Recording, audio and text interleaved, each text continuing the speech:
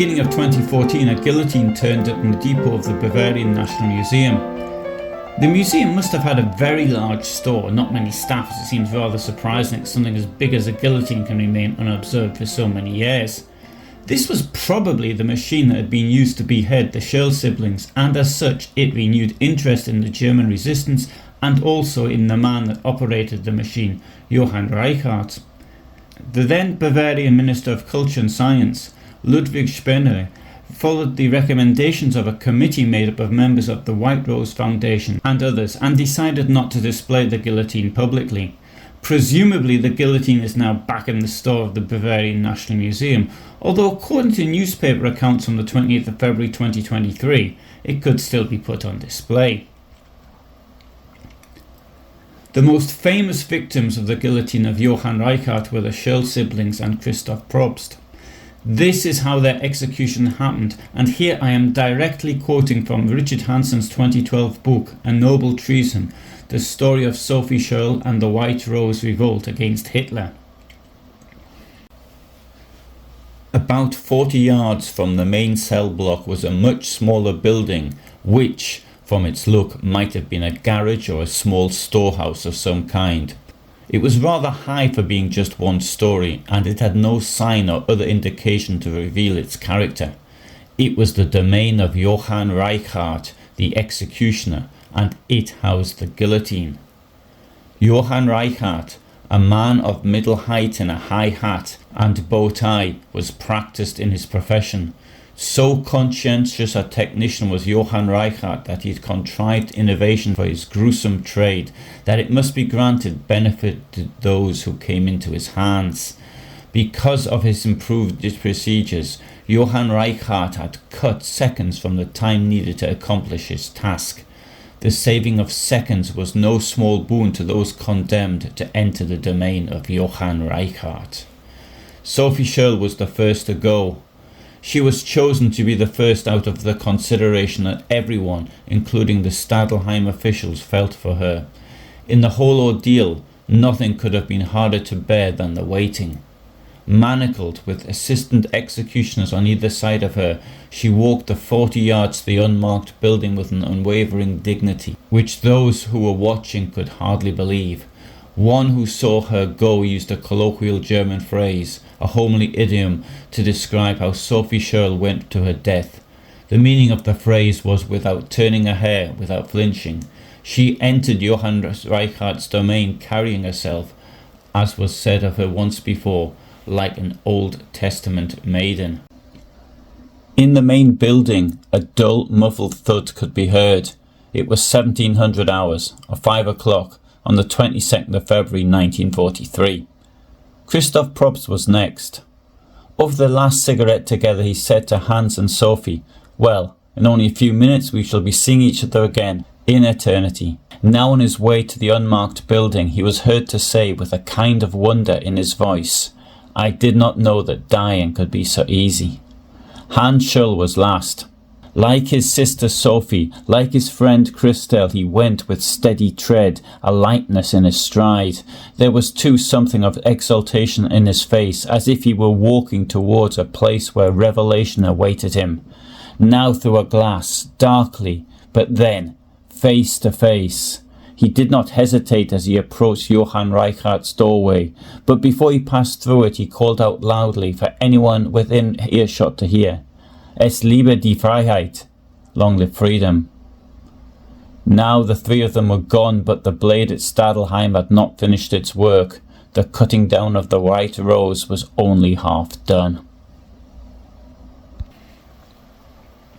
Johann Reichart was the executioner who not just beheaded Sophie and Hans Scholl and Christoph Probst, but many more people.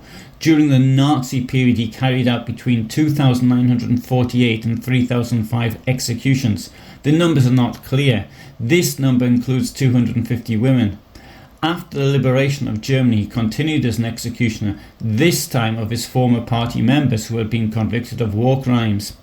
He is probably the most prolific executioner in German history. This is his story. Reichart came from a Bavarian family who worked as knackers and thus frequently executioners. This role can be traced back to the middle of the 18th century. He was born on the 29th of April 1893. His father, who died in 1902, owned a small allotment on poor ground in Wickenbach near Tiefenthal and worked as a part-time washer. Johann Reichart went to school in Wörth an der Donau. He trained as a knacker, his life being interrupted by the First World War and more than 4 years in the military. He returned from the war suffering from post-traumatic stress disorder and as a pacifist. He joined the revolution against the Kaiser, which was brutally put down by conservative factions. Then he returned to the work of a knacker, although perhaps he didn't want to do it as he tried other things as well. I shall now explain the role of the knacker. I think it's quite important to understand the role of the executioner, and in particular executioner dynasties, and this happens because of their basic trade. Throughout Central Europe, even in medieval times, the quality of meat which was sold was of paramount importance. In a passage just off the market square in Neustadt an der Orla in Thuringia, one will find the Fleischbanker, a medieval butcher's shop.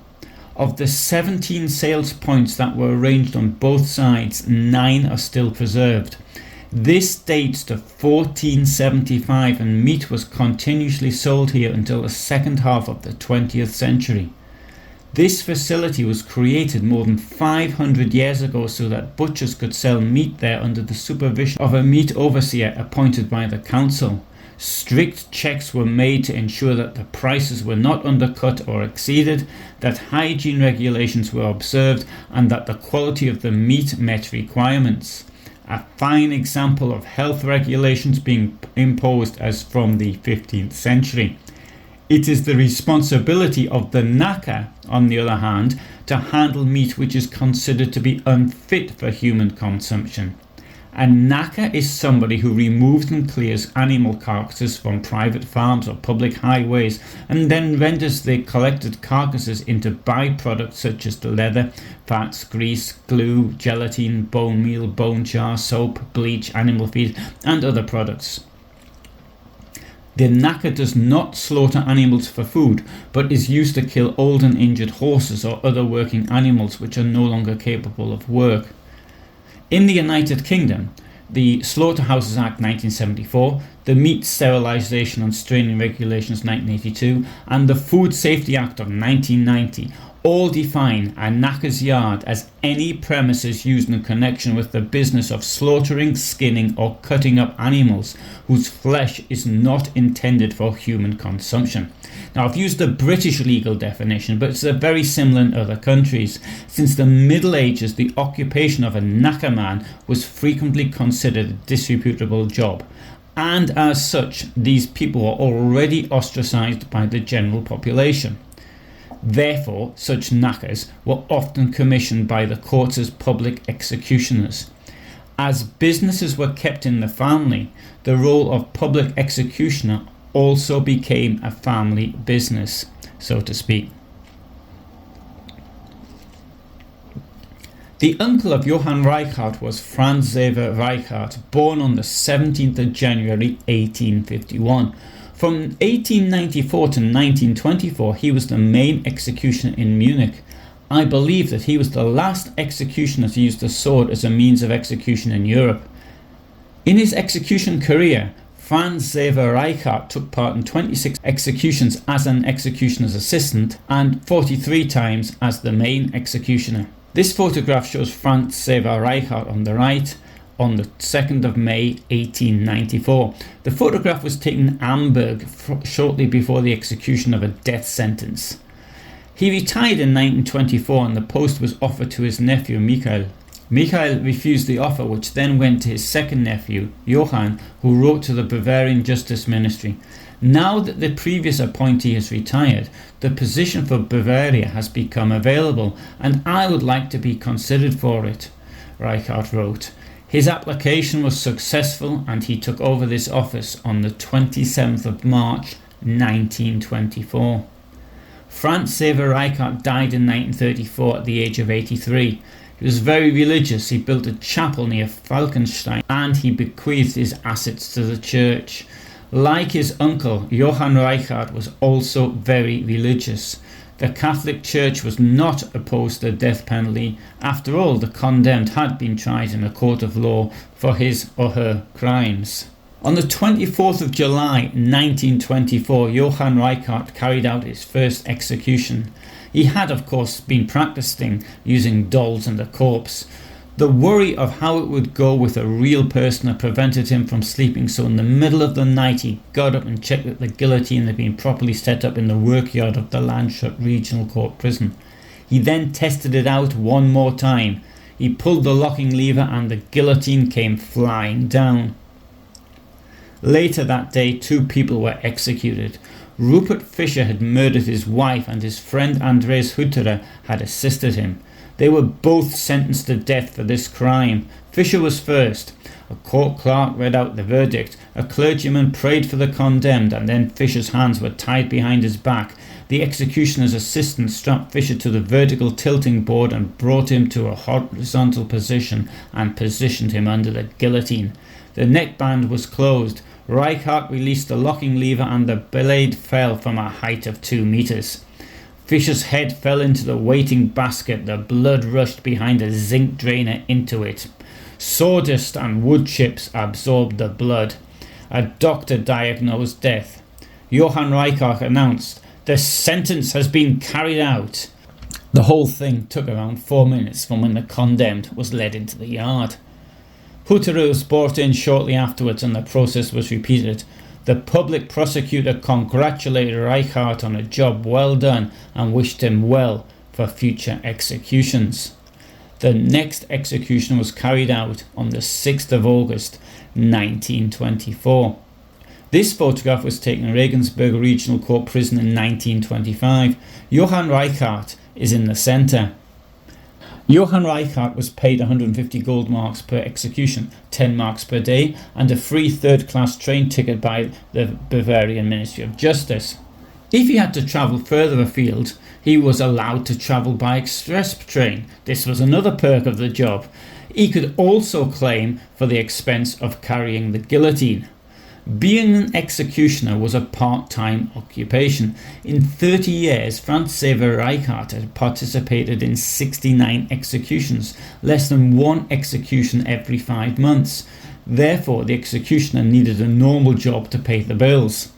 However, in Weimar Germany, the number of executions decreased. In Bavaria, there was only 1 execution in the whole of 1928.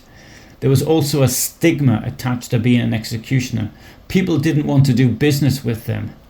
Reichart tried running a transport haulage business, but that failed in 1925. And then he tried running a drinking establishment at a railway station near Munich, but that was to fail too. It seems that he would drink too much and he'd talk to his clients about his part-time job. One client said to him that each glass of beer that he served was tainted with human blood. Other clients didn't like the stories he told of the people he'd executed. In 1928, his wife left him, taking their 3 children with her. His role as an executioner was well known and his children were taunted by the other children at school because of it. In 1929, he wrote to the Bavarian Justice Ministry, pointing out that his last execution had been in Kempten on the 20th of January 1928, and since then all murderers who had been sentenced to death had been reprieved. He asked for permission to move, there being a residency requirement for executions to live in Bavaria, but the Bavarian Justice Ministry gave him such permission to move. He moved to The Hague and was successful as an independent greengrocer. In the spring of 1931 and again in July 1932, he travelled to Munich to carry out executions in Stadelheim prison. In July 1932, several Dutch newspapers republished articles about Reichart's part-time job, and he lost customers as a result. He returned to Munich in the spring of 1933. He considered giving up his job as an executioner as it was not good for business. However, there was something that was very good for business. Adolf Hitler seized power.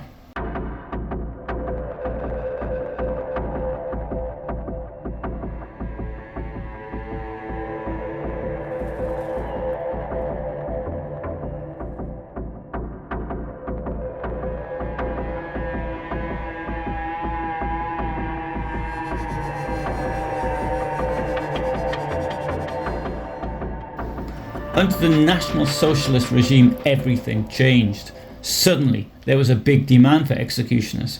As early as the 29th of March 1933, a new law permitted hanging as a form of execution, although beheading had been the standard way since Napoleonic times, and hanging was considered un-German. Reichart signed a new contract with the Bavarian Ministry of Justice on the 22nd of June 1933. He now received a fixed monthly salary. After request from the Saxon Ministry of Justice, Reichart was granted permission to carry out executions in Saxony on the 18th of July 1933, and for this he was paid a flat rate. The guillotine and assistance were provided to him at the execution sites in Dresden and Weimar by the Free State of Saxony. After he got the Bavarian justice system to increase his annual income to 3,720 Reichsmarks in January 1934, he no longer had to worry about money.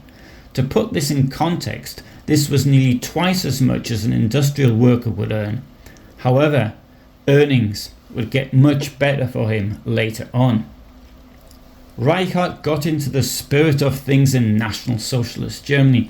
On the 1st of September 1933, he joined the NSKK, that's the National Socialist Motor Corps, the NSKOV, that's the National Socialist War Victims Organisation, the NSV, the National Socialist People's Welfare, and the DAF, the German Labour Front. In April 1937, he joined the National Socialist Party. By a decree of the 25th of August 1937, the Reich Ministry of Justice divided the areas of responsibility and named 3 executioners. Ernst Reindl was responsible for the central execution sites in Berlin, Breslau and Königsberg.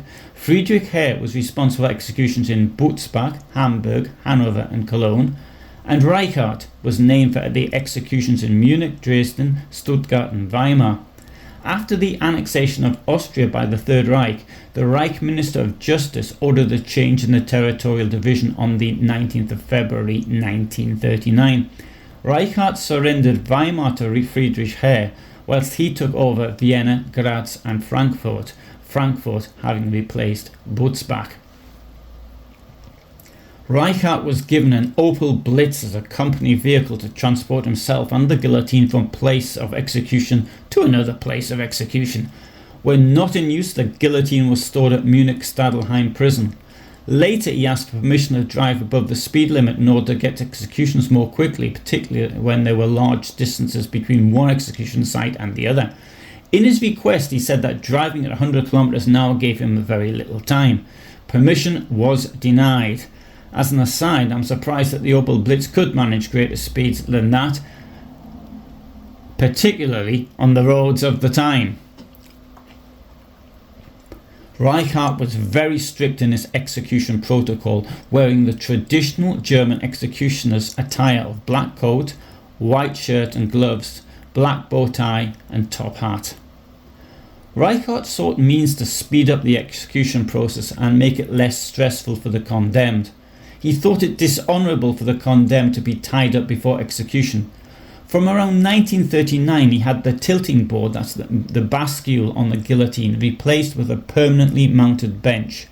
Previously the condemned would be strapped into the tilting board, which was then pushed down into position. With his system there was a bench where the condemned was held by a clamp he called the double criminal patent pliers. He abolished the black blindfold. One of the assistants covered the condemned man's eyes. Johann Reichart claimed that these measures shortened the execution time to 3 or 4 seconds. Some exaggeration maybe, but certainly it was quicker. 10 to 20 people sometimes died at his hands every day. Indeed, his record was 32 in one day. The master executioner Reichart only failed once. In 1940 he had to execute a murderer in Vienna with a foreign guillotine he was not familiar with. The prisoner was positioned under the blade, but when Reichart pulled the lever and the blade whizzed down, it got stuck a few centimetres from the man's neck. Reichart reacted quickly. He had the rope pull up the blade again, and this time when it dropped, it cut off the man's head. However, Reichart was deeply disturbed by the incident. He continued to shake uncontrollably for weeks. In 1943, he received a fixed annual income of 3,000 Reichsmarks plus 35,790 Reichsmarks in bonuses for 764 beheadings. This was something like 10 times what an industrial worker could earn. However, the following year, 1944, there were even more executions, meaning even more money for him. This was particularly the case after the assassination attempt on Adolf Hitler on the 20th of July 1944. There were so many executions that his staff began to tire. Reichhart urged them on, telling them that they were doing important war work. However, that work was soon to come to an end, along with the war.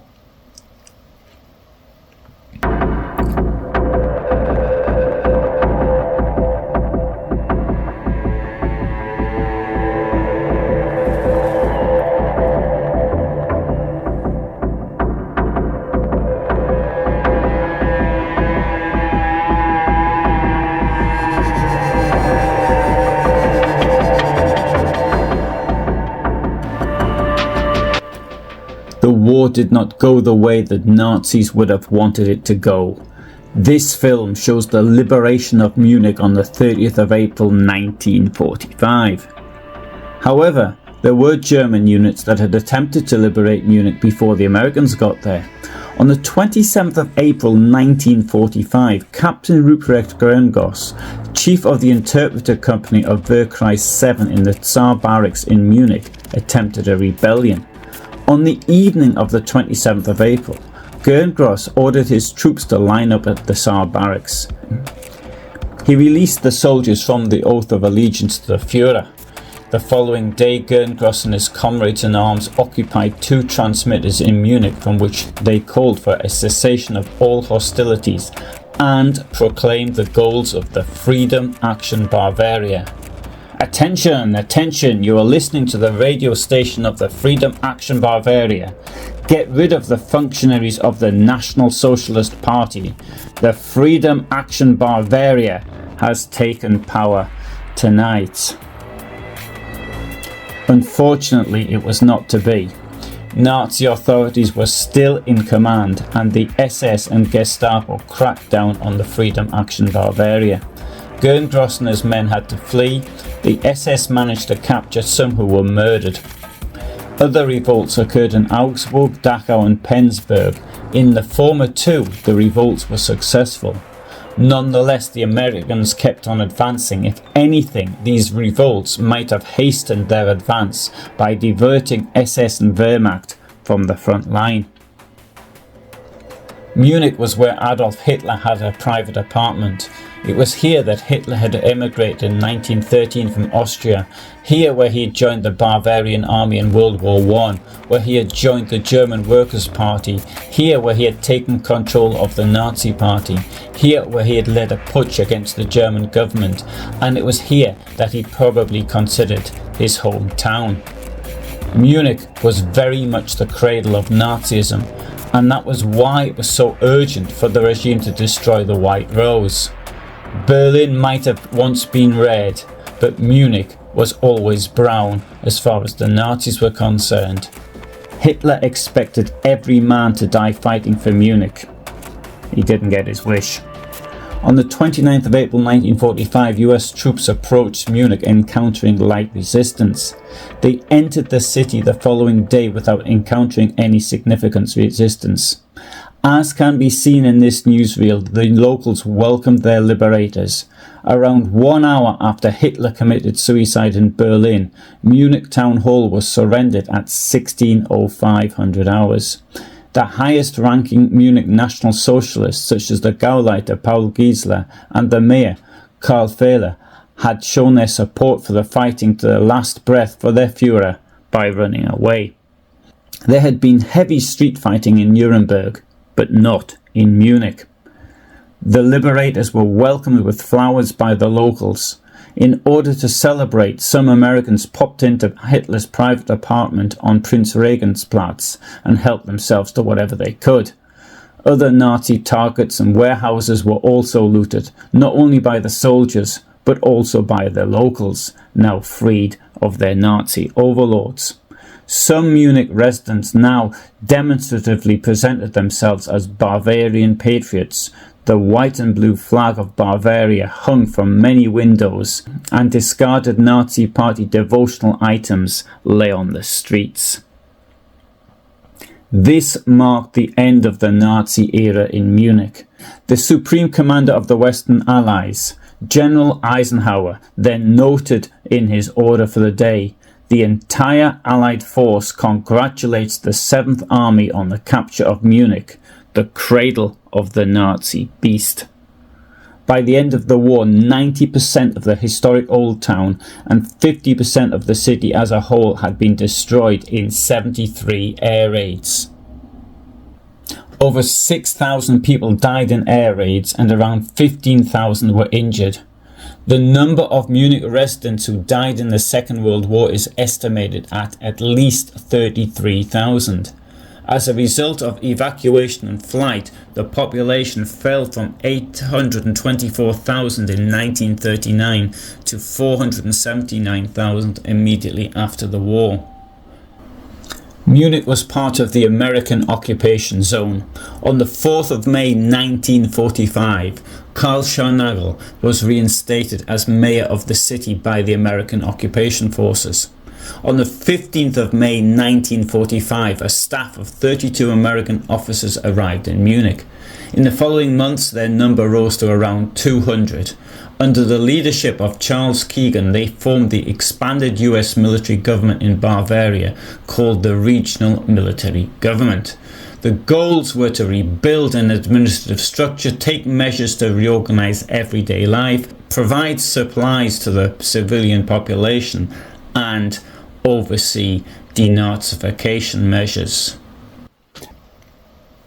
After the end of the war, Reichart was arrested by members of the US Army in May 1945. They came to his home looking for him. He was taken to the Munich Stadelheim prison for 1 week. The Americans who arrested him called him a lot of nasty names, but this did not put him off working for him. After all, he was still the official executioner in Munich. He was employed by the US military government in Germany until the end of May 1946. He executed Nazi war criminals in the prison at Landsberg am Lech. He knew of the technology required for hanging people. In 1942, he submitted a design proposal for a British-style gallows with a trap door, that is to say the long drop gallows. This was rejected by the Reich Ministry of Justice, presumably because they didn't think it cruel enough. Hanging in the Third Reich was via a short drop system which used the Austro-Hungarian method of slow strangulation, which could take some time for the condemned to die. A number of the resistance members killed after 20th of July 1944 were hanged using wire, which took even longer. This was done as a deliberate act of cruelty by the regime.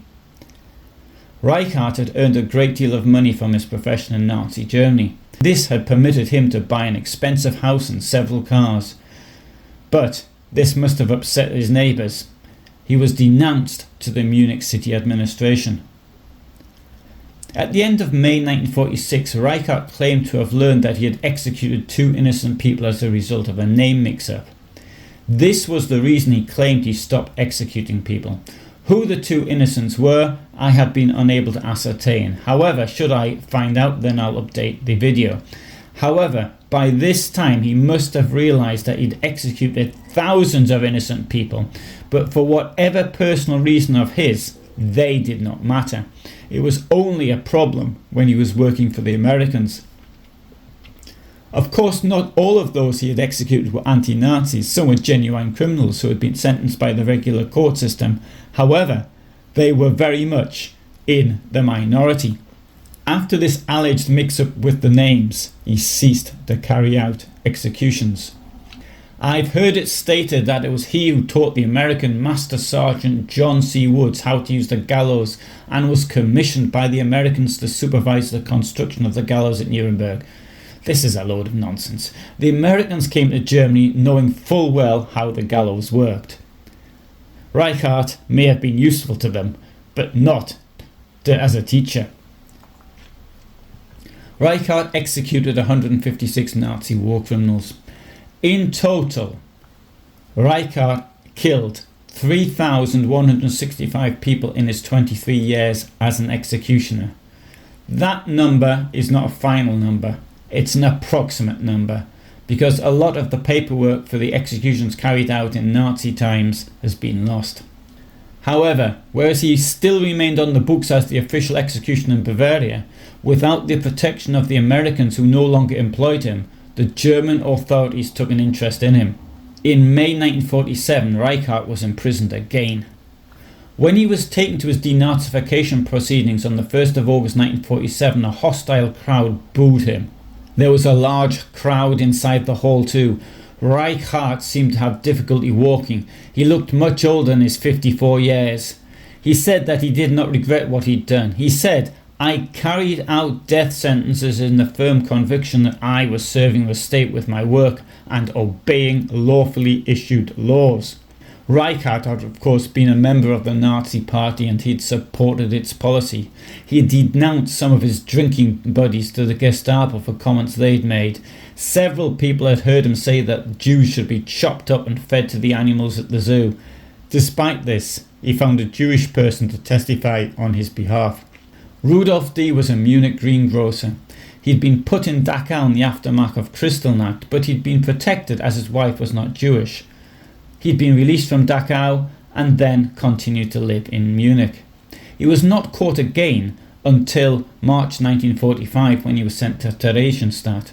He had a stepson who was a friend of Hans Reichart, the son of the executioner. He testified that Reichart had supported his family during the war. He said, "I was supported for about a year and a half. It was not a lot, but I must acknowledge it. He gave me meat ration coupons, bread, pasta, but neither clothing nor money. I must report that Reichart always hid me when there was something going on against the Jews. He also supported my family once I was in Theresienstadt."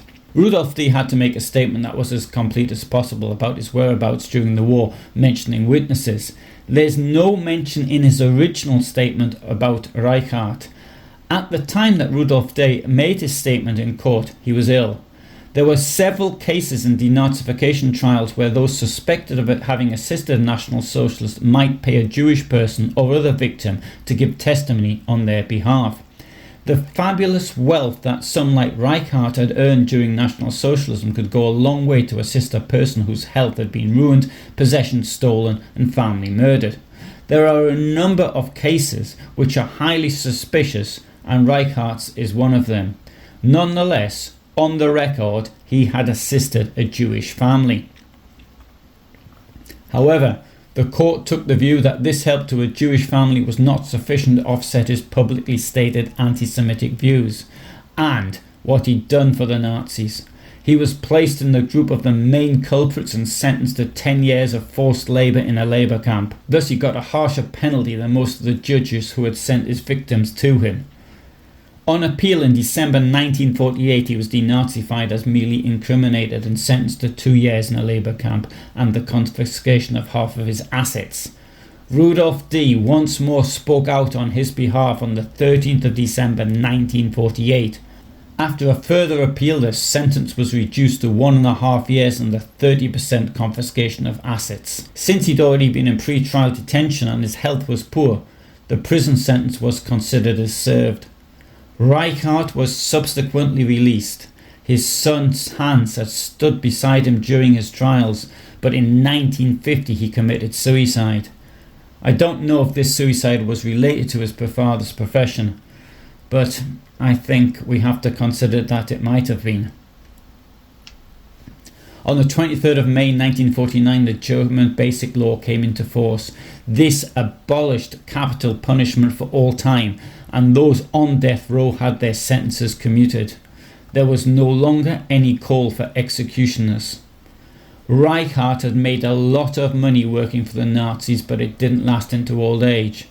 The money began to run out, and as there was no retirement plan for executioners, he had to rely on his pension as a soldier in World War I. There was also something not quite right with his mental state. He spoke out against the reintroduction of the penalty in 1963 at a time when a number of taxi drivers had been murdered, but in the same year he became an honorary member of the Association for the Reintroduction of the Death Penalty.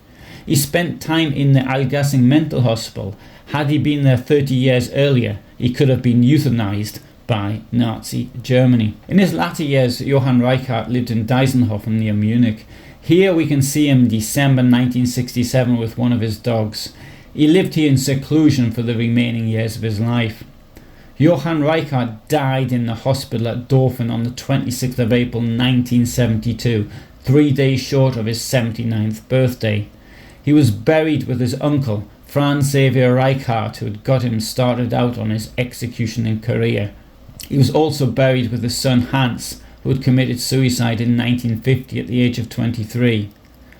His older son, Heribert, was buried with them when he died, aged 85, in 2007.